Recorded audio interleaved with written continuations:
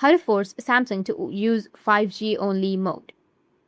So if you want to force your Samsung or any other Android device to use 5G only mode, then first you need to make sure that your device is a new Android version, because with older Android versions, we don't have 5G. We only have 4G limitation. So you need to open up your settings, go with SIM cards and mobile networks.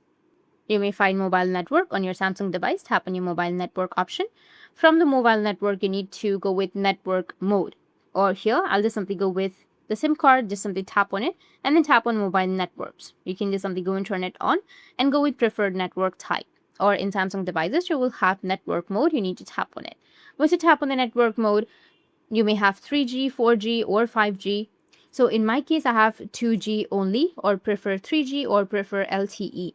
So you may have an option of 5G only. So you just need to simply go and select 5G only, and after selecting, your phone will be forced to use 5G only mode. That's it, and if you have any questions, feel free to comment below. Thanks for watching.